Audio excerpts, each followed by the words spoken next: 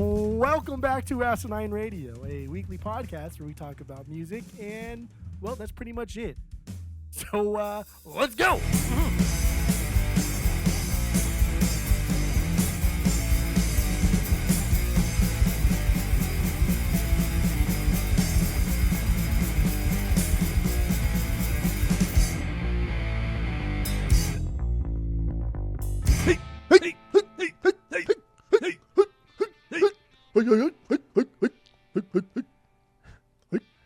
It's been a long time since we brought the haze back, but there we go. This is Asinine Radio. This is the weekly music podcast where every week we get into forgot how stupid the haze were. It's been like almost 2 years since we did that shit to get all the jitters out. You do the haze to get the jitters out. Get all the teehees out. Get everything out. The teehees out, yes. Get loosey-goosey.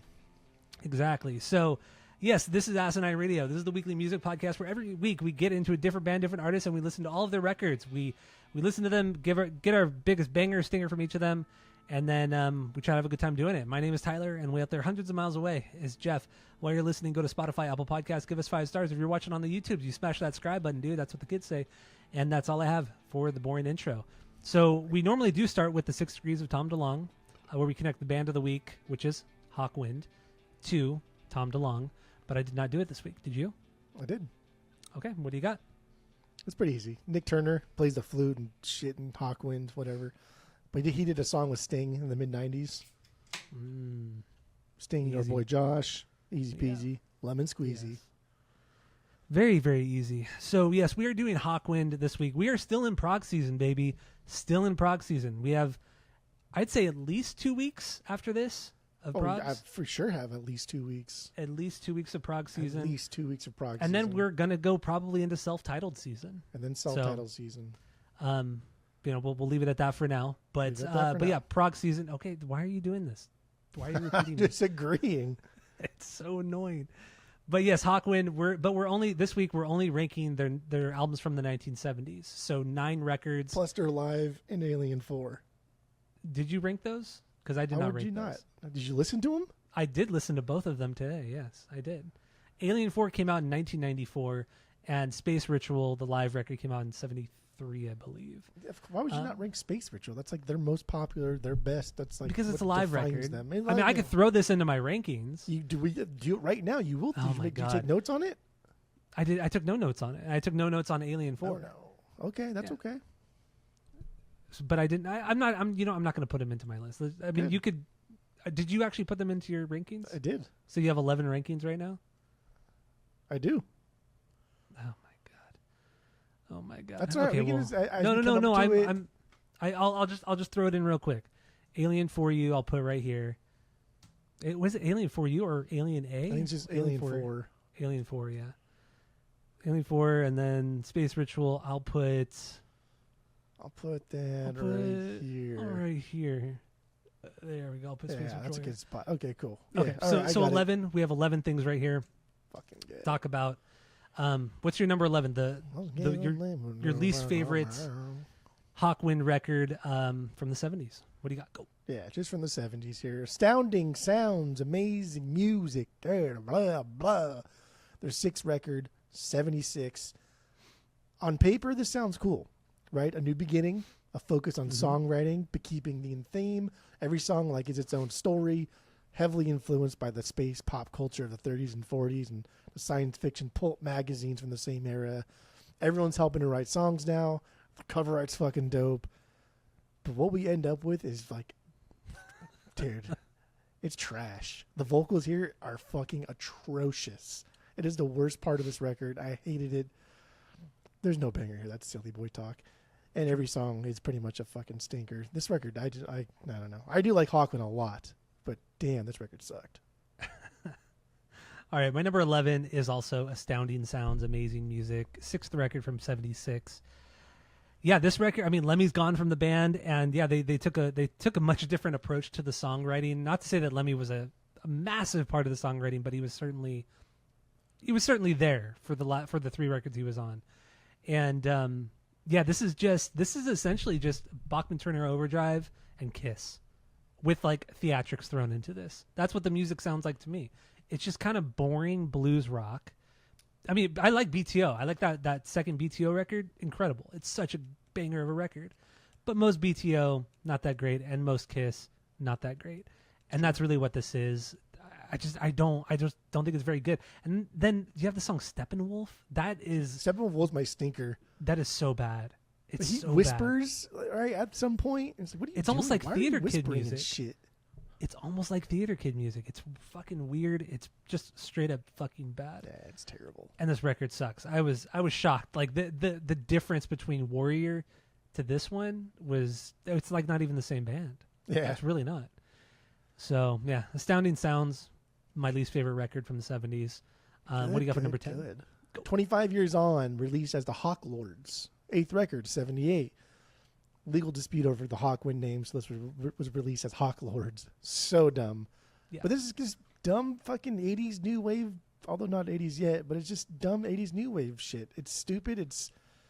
There's some cool instrumental parts like that kind of happen, and it is still groove based, but like the synth just ruins like any potentially cool song, and it comes in so aggressive. Stinker, Psy Power. This is the one that like I thought, like, oh, that's kind of a cool song actually, and the synth comes in. Like, why is it so fucking loud? I don't understand. You could say that for all of their music, really. Why is it synth so loud? Yes. No. Not to say it's always bad, but No. it could be really good. But I mean, but it's never in the Cool. front. It could be loud sometimes, yes, but that's for Not in space the effect. front. Nah. okay. 25 years, that was my banger, but I don't really care that much.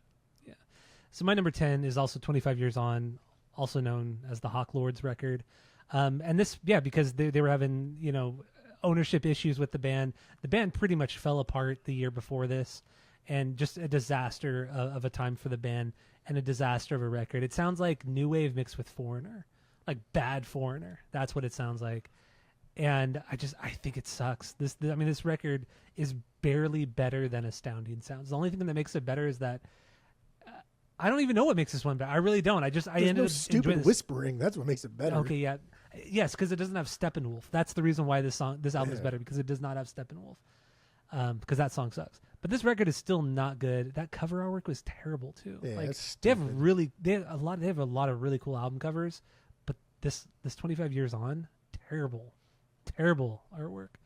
I didn't even put a banger or sticker because it was just so forgettable. Honestly, this was so forgettable. So Yeah, what do you got for number 9? P90X, PXR5, 9th record, 79. Continue in the new wave direction. New direction. New direction, yes. I made that up, actually. Well, okay. Continuing the new wave direction, but also incorporating a lot more of the post-punk sound. Actually, this kind of sounds like they heard Devo's first record, and then we're like, oh, let's do that. So it's not a bad record. Easily forgettable because they don't do anything historic here. And their sound is still here, and it blends nicely, but it's still not very interesting. I think the most interesting thing came from the cover art because it depicts like wiring from like a cord plugging into an outlet or the outlet itself. I think it's a cord plugging into the outlet, but it's wired in a way that is not good and very, very dangerous. So on the cover, it's blocked up by like the words, and on the inside, it shows that same cord, but there's a sticker over it, and the sticker says, "Do not remove this sticker." And then underneath the sticker is the cord itself with the horrible wiring, which bad wiring is nothing to laugh about, very dangerous, but True, I think that's kind of funny. I don't know. I wrote bangers and stingers. Do we really care? Like the No, albums that we I don't don't care like, about. yeah. No. We can still write the bangers and stinkers, but we don't have to go into them unless like you really Yeah. want to say that. I do like Steppenwolf, right? That was worth talking about because that was a truly atrocious song. Yes, correct. I mean, there are a couple songs off of the post-Warrior era that are good. They do have some good songs, but overall, things after Warrior sucked. Those 3 records after just sucked. Four records actually, because Hawk Lord. Anyway, number 9 for me, Quark, Strangeness and Charm. Their 7th record from '77. Their woodwind player Nick Turner, the long time woodwind player, left along with the second drummer Alan Powell. So they became a 5-piece, and that's fine with me because who cares about a lot of? I mean, why do you need? This band doesn't need 2 drummers. They don't need it. It's not necessary. But the album's fine. More standard song structures. Reminds me a lot of Styx. A lot of early Styx on here. And then the song "Spirit of the Age," Devo, hands down. It's a fucking Devo song, or it could have been a Devo song. And makes sense because both bands came out about the same time. But otherwise, I thought this album was lackluster. I want jammy stuff from them. I don't want straightforward music. I don't think they're very good at it. I think I might as well listen to Styx or Foreigner or BTO. I'd have a better time with that. And in the end, I think Hawkwind is pretty just kind of they're B tier prog for me. But we'll get into that on the main episode when we get into Warrior. Okay. Say stupid shit all you fucking want, I guess. So yeah, banger though, Hassan Isabah. I don't know if that's how you pronounce it, but this made my top 10 because I did make a top 10 Hawkwind playlist of their 70s stuff, and this did make my top 10. So it's a pretty solid song actually. Look at that. No stinker because they were all just whatever. Who cares? So what do you got for number 8? Number 8, Hawkwind's Hawkwind, their first record, 1970. Okay. Yeah. Plays like a first record. It's fine. There's a couple songs on here, really. Otherwise, it's just spacey sounds. And it's just them coming out of the gate and showing people, like, things are going to get weird. I know you guys, like, know what space prog is, but we're going to take it to a realm that you have never heard. And they fucking did. But it's not here. And it's fine. There's some wild parts, like Paranoia had like the song slow down as if the record had come to like a halt on the table, which I thought was kind of cool. Just like little things like that, little tips and tricks. But really, there's only like one song on here. Hurry on Sundown, right? That's it. And then we're just noises everywhere else. This is not vinyl worthy. Correct. Yeah, it's not vinyl worthy. So my number 8, PXR5, 9th record from 79. This is recorded actually prior to the following record, the Hawk Lords record, because this was recorded before the Hawk Lords record, but the Hawk Lords came out before. This is recorded while the band was literally falling apart, and it was shelved. It was recorded in 77 and 78, but it was shelved because of all that turmoil, and that's what led one of the reasons that led to the dispute over the name and all that, along with the managers and all that management. But yeah, this is just they ditched almost all the space rock for this record, and it's hard blues rock, a lot of Foreigner, a lot of Styx, a lot of BTO, like I said, but they're also dabbling with a lot of new wave, but better new wave, not a lot of the shit you heard in the actual 80s, and even first wave punk. I hear a lot of it on here, and the song Death Trap, that song's a banger. Death Trap is a fucking banger. It's really good. It's straightforward. It's like 3.5 minutes long.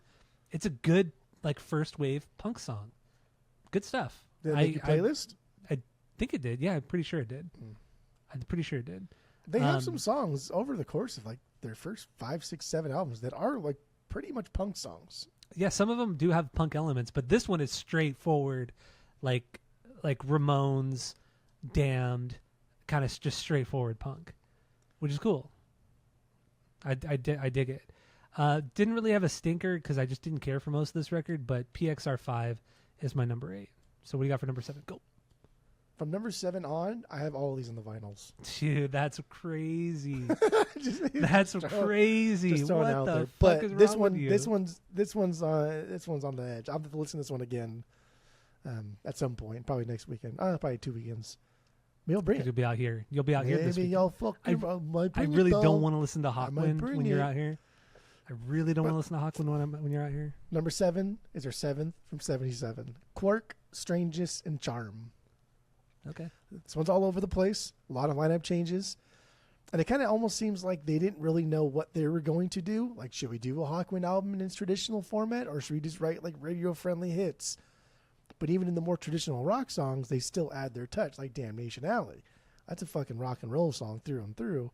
But like you can kind of tell, like, oh, did they used to be in a space rock prog band? Like, yeah, that's what it is. Fun fact too about this record is the cover art was done by Hypnosis, and it's a picture of the inside of the Battersea Power Station, which is the same power station the cover of Animals by Pink Floyd is from. Spoilers, maybe not spoilers. 'Cause we're not. If we were to do Pink Floyd, I'm not saying we are. We're not. But we're not doing Animals. But we could do Animals because it's a great record. We could do fucking the final cut, or we We could could do the also final do cut. the Endless River. We from could do Pink Endless Floyd. River. Who knows? Who knows? Spirit of the Age, that's for sure the banger here. It's a fucking killer song. Quirk, Strangeness, and Charm, the title track. It was a very like new wave sound. Like a Jay Giles band comes to mind. Like My Baby Is a Centerfold. Like that song, like that band comes to mind Yeah, there. I get it. But this is a cool record. It was quirky. It was quirky and it was fun. I don't know if I'll keep this. I'll do one more spin on it, then we'll see. After this, I'll keep him for sure. Okay. All right. My number 7. Maybe I ranked this so low because I listened to it today and I was so burnt out on Hawkwind. But Alien 4. I know this is not a 70s record. This came out in 1994. It's their 20th record. But you kept telling me I really wanted you to listen to the most, and you saved it for the last ditch effort. Fucking as you're driving by, you just toss it out the window. Like you gave zero effort into it whatsoever. Wait, the one that I wanted you to listen to. It was not zero effort. Bro, you gave like 5% effort into this. Dude, no. Well, first of all, it's a very shortened week. We've only had like 4 days to actually listen to all this stuff, if that. And we gave ourselves very little time to do this episode. But Alien 4. Do you know what I'm counting? You're counting the days? I'm counting your fucking excuses. That's what I'm counting. Oh, okay, that's fun. But I mean, honestly, I'm not the biggest fan of Hawkwind. I'm really, really not. And I thought Alien 4 was fine. I don't like all the soundscapes. I don't like all the synth. I think it overpowers everything else. And I feel like that's what they rely on. They just rely on that shit to create songs. And it's just not my thing. It's just really, really not my thing. All you do is you love fucking synths and organs and ballads. Like, all you fucking do is like that. Like it's crazy to me. No. But anyway, Alien 4 is my number 7. No banger or stinker, but what do you got for number 6? Alien 4. Okay. It's not even that. Wait, it's like I'm the same. You're the worst. You're the fucking worst. But I still really, really like this record. I have this on the vinyl. And you have it on vinyl. Everything else, everything from here on out. I mean, I have Quark too, but from Alien 4 on, they're not purges. Yeah, dude, their 20th record, and it's still super dope even after all these fucking decades. And I think the first half of the record really sets up the second half to be something a little bit bigger, a little bit better. Obviously, spacey as fuck. A lot of the soundscapes are there. That's the point of the fucking band. I know. That's like listening to Miles Davis. Like, what's all this fucking trumpet in here? That's fucking annoying. Like, come on, bro. That's silly. Doesn't mean I have to like it. That's stupid, though.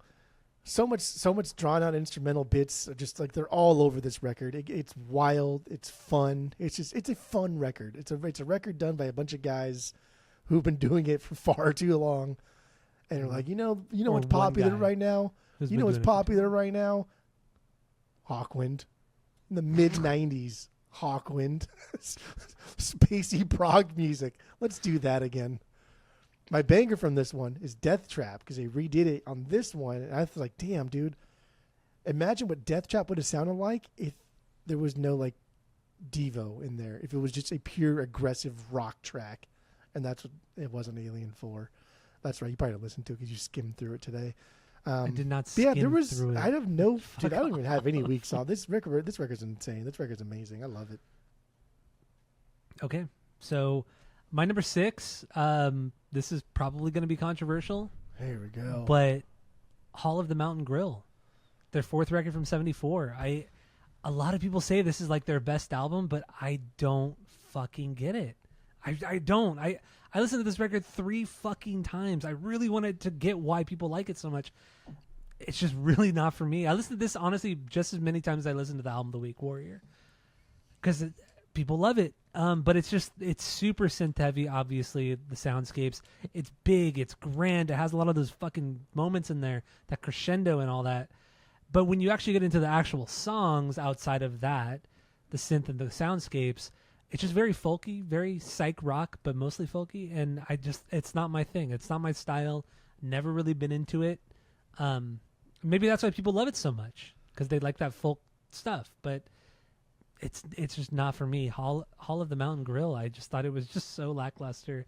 And Wind of Change, goddamn, dude, that wind blowing and that orchestral section of it, God, it's so. I hated it. I didn't hate it. I just thought it was so dull. I don't care about this record at all. I really tried with this record, but I don't care.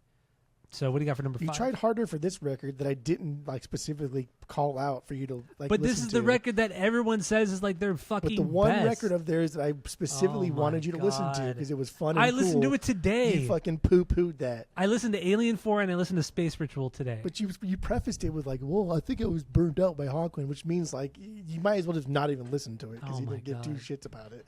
That's okay though. Now I'm seeing how you work here. So next time we do a band that I really want to listen to this one specific record, I'm about to make it a point to say, do it first.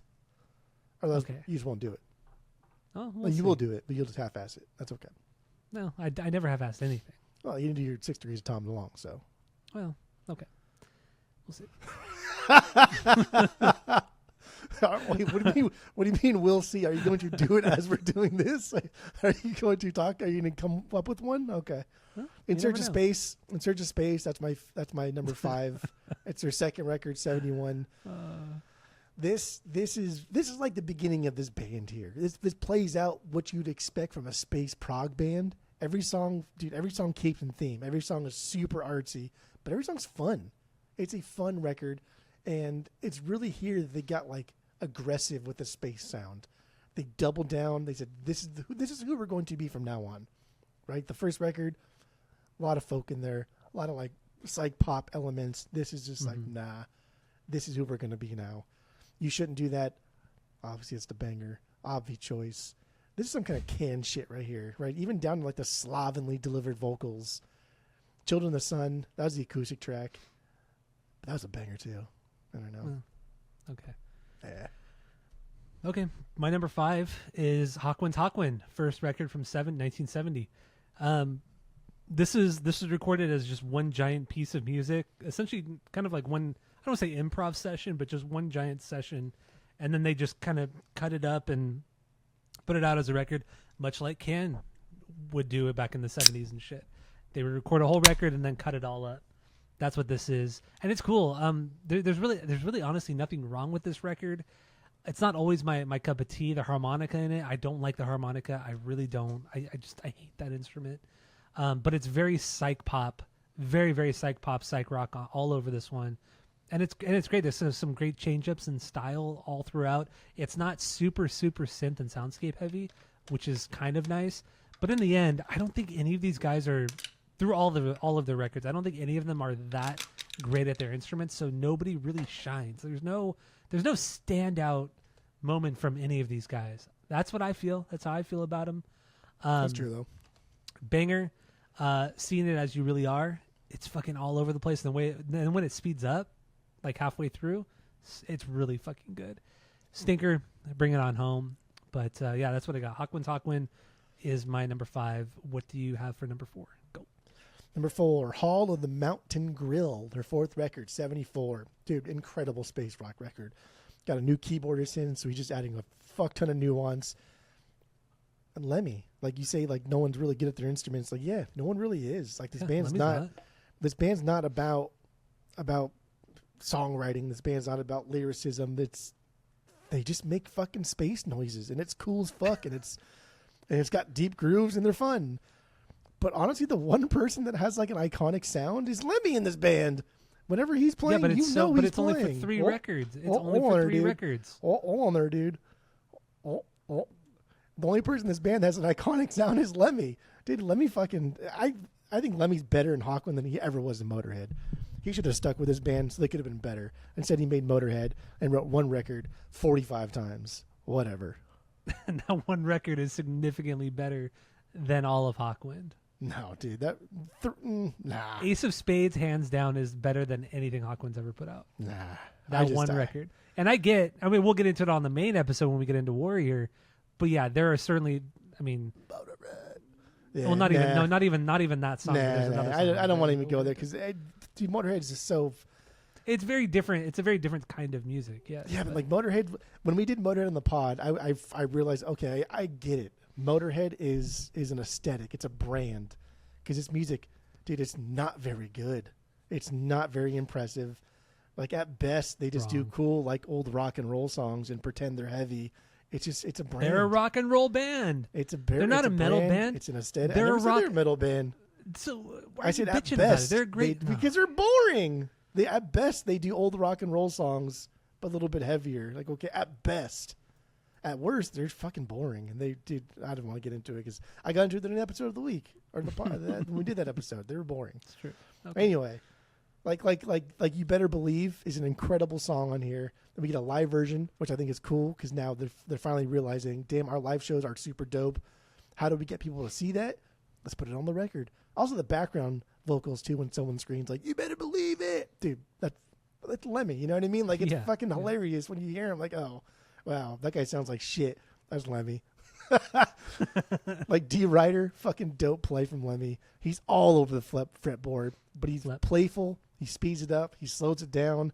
He gets really deep. Like this guy just likes to play. He just likes to fucking play. He likes to be annoying. He likes to be heard. And I think that's what makes this record so cool is Lemmy.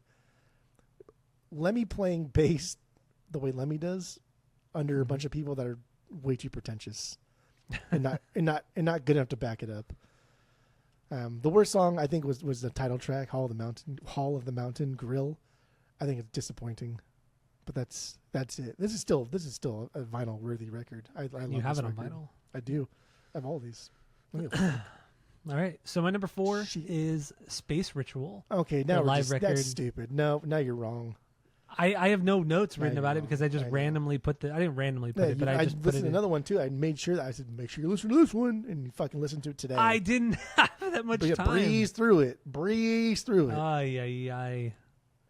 We didn't have a lot of time with this week. We didn't have a lot of time.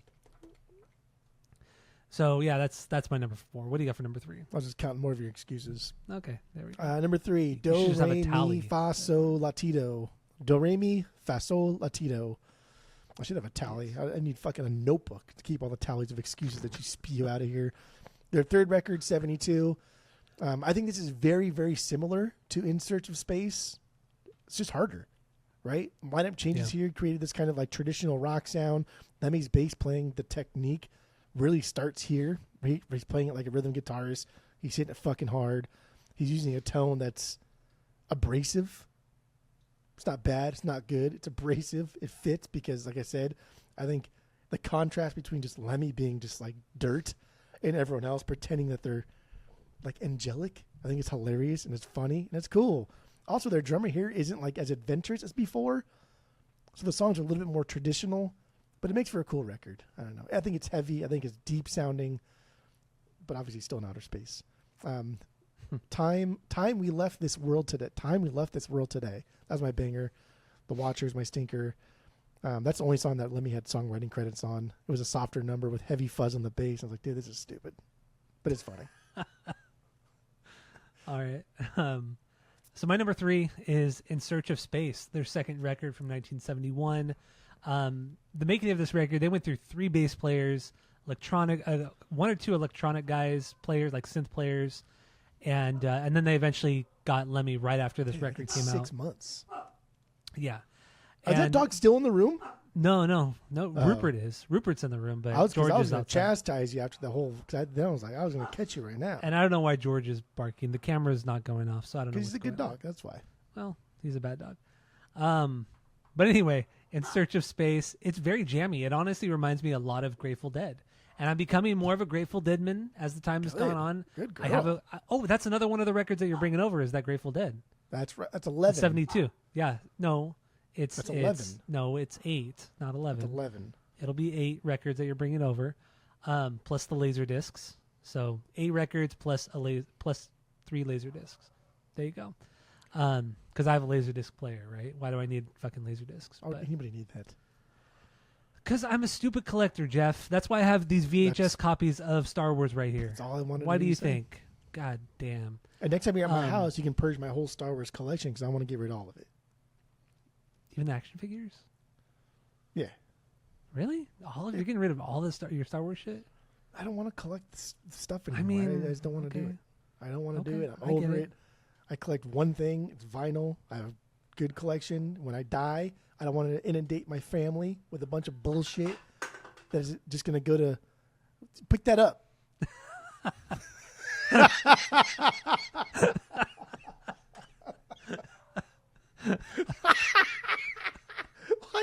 like a little kid. Like a little kid when it's like your teacher's like saying something serious and you do something and hopefully no one notices. What it was. Oh my God. That's so Oh, funny. that was so fucking stupid.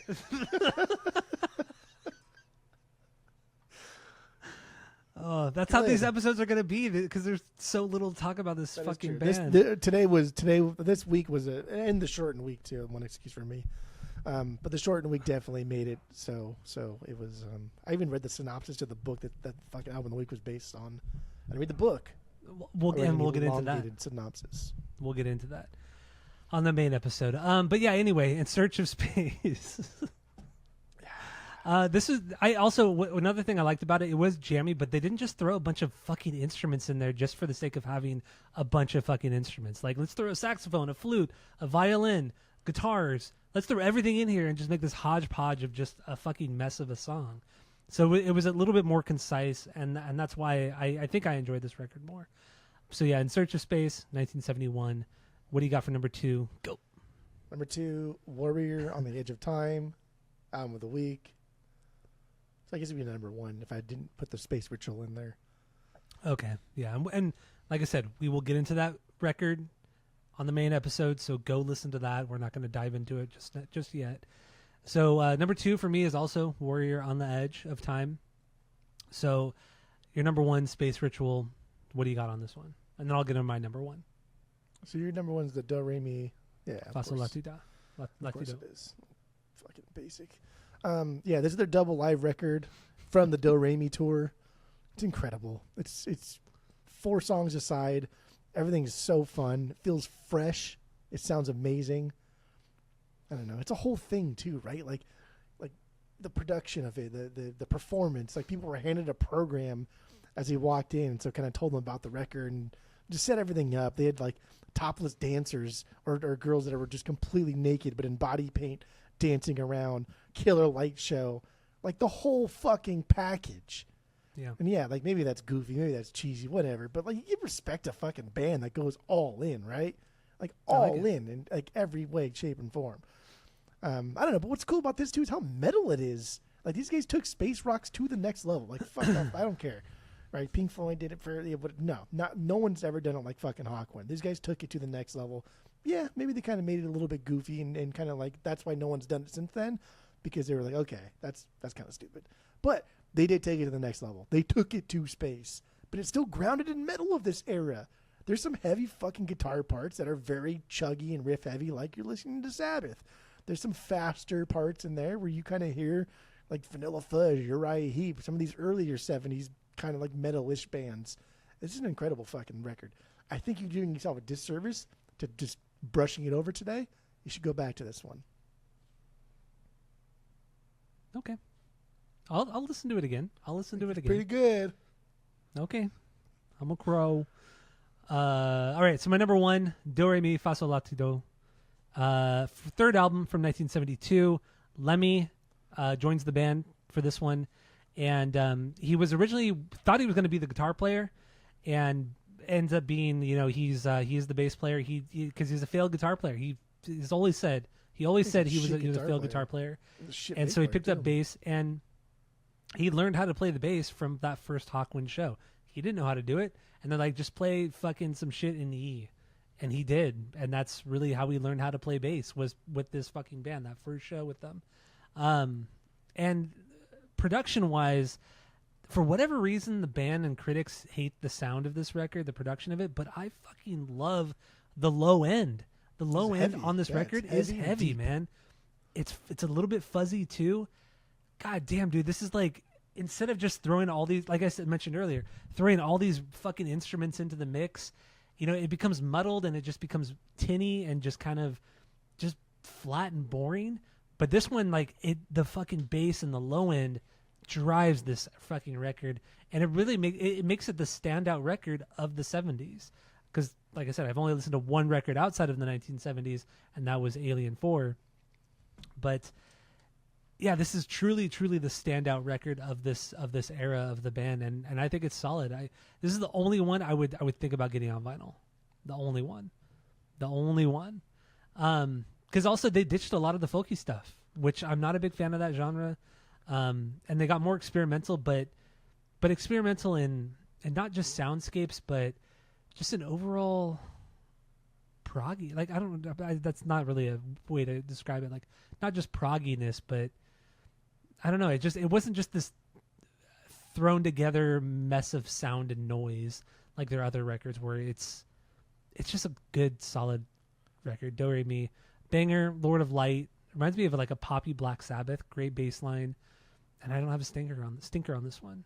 So it's the only one you may think about getting on the vinyl. I may think about getting this on vinyl. I may think about getting on the vinyl. Yes, I know, which doesn't make much sense. Does that even fucking mean? It doesn't really mean anything. You're What like it means two steps is removed. what it means is I probably won't get it on vinyl. But if I were to get anything, it would be this record. You're not going to think about getting on the vinyl. You might think about getting on vinyl. Yes, I know. It doesn't make any sense. So now what I said doesn't make any sense. Like we're not even waiting for you to think about it. We're waiting for you to maybe think about it. Yes. That's a dad answer. It's so stupid. I know it's stupid. We go to Disneyland. I might think about it. What the fuck? I know it means nothing. It really just means I'm probably not going to get it. But anyway, if I were to get any Hawkwind record, it would be Do Re Mi. All right. So you did not do your top 10 Hawkwind, so you didn't do your homework. What's new, right? But I did. So I have my top 10 right here. Let's start. That's all right. Well, I did the more important one. You did half of it, which means you half-assed it. Well, whatever. Number 10. I was trying to think of something funny or witty, but I got nothing. Couldn't do it. I just could not do it. Because you said earlier, I don't half-ass anything, and you literally halved your homework, which you half-arsed it. I don't mind saying I half-ass a lot of things, for sure. Okay. So my number 10 is Hassan I Sabah from the Quark record. Number 9, Mirror of Illusion from Hawkwind's Hawkwind. Number 8, Motorhead from Warrior. Number 7, Kings of Speed from Warrior. Number 6, The Psychedelic Warlords from Hall of the Mountain Grill. I almost said King. Number 5, Assault and Battery from Warrior. Number 4, Brainstorm from Do Re Mi. And then 3 is You Shouldn't Do That from In Search of Space. Number 2, Magnu and from Warrior. And then number 1, Lord of Light from Do Re Mi. So there you go. My top 10 Motorhead. That clocks in at 1 hour and 18 minutes. 10 songs, 1 hour and 18 minutes. That's more than enough Hawkwind for all you kids out there. So go check it out. Go check out my awesome, great playlist. But anyway, it's fucking... no, it's not bad. It's not great. You're so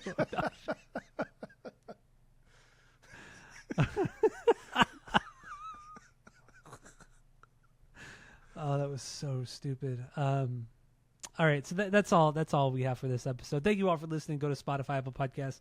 Give us 5 stars. If you're watching on YouTube, you smash that subscribe button, dude. That's what the kids say. And that's it. That's all.